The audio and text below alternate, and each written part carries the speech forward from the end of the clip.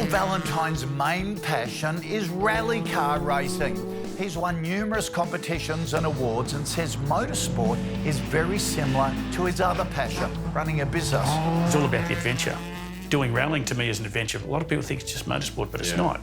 You're out in the unknown, you're working with your mate, or these days with my son or my daughter, in the car with me, and we're working our way through the forest and going there as quick as you can and trying to deal with things that come up.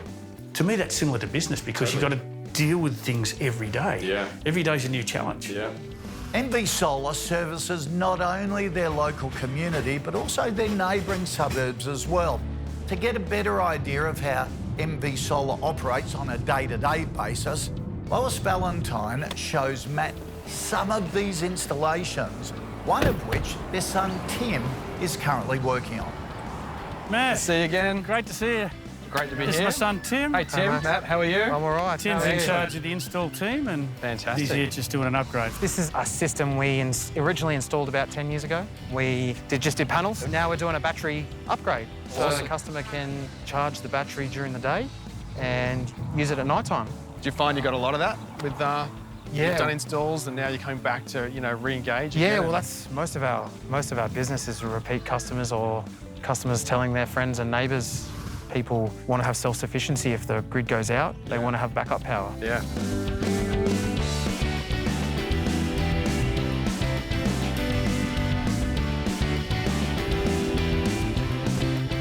So it was great today to spend some time out with Tim and meet Tim and see what you guys do out in the field.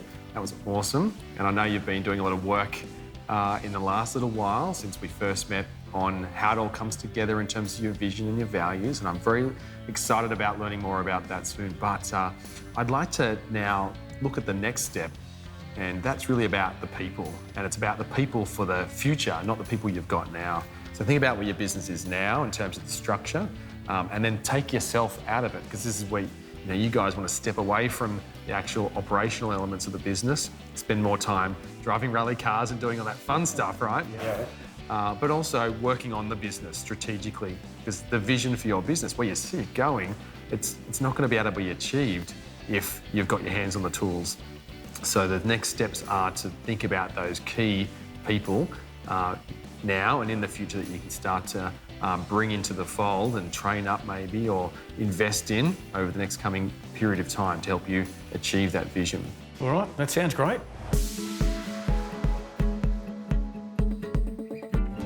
I'd like to now look at the next step, and that's really about the people. And it's about the people for the future, not the people you've got now.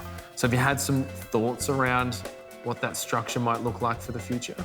Yeah, look, we have. It's one of those things that's always been difficult getting staff in the area that we're currently located. We're looking to try and increase our locations because we feel it's a larger population centre to start with. It'll be easier to get more staff with a variety of skills. The staff that we've got here, our long-term staff, some of them have families that want to get involved in the business. Our own son is involved in the business and manager of the installation teams. We've also got a younger daughter that's also part of our business. Lois is probably a little bit more au fait about what we need in the admin area. Somebody to look after the day-to-day, like an operations manager, I guess. So that's really great. So it's important to understand what your shortages are now, because if you don't have the support and resources around you now, it's going to be hard for you to step away from the business to move forward into the future. And once you've got that vision of the future for your business, you then need to have an idea of what that looks like from a team structure as well. Draw yourself an org chart. What does my organisation need to look like to be able to achieve all this? Yeah. And then you can cost that up, and then you go, what does my revenue need to look like to get me there as well? So you can start to put some benchmarks in place to take you there. Because some people have been with us for such a long time, it's hard for them to change because they're too caught up doing what they've always done. Yeah. The values will drive that behaviour though, that change. So once they've worked with you and created those values with you, and they see that what they've put together with you and worked on with you come to life as the company values, they'll be bought into that. Got some more homework for you between now and the next time we see each other. And we love homework. Awesome. This one's not too hard.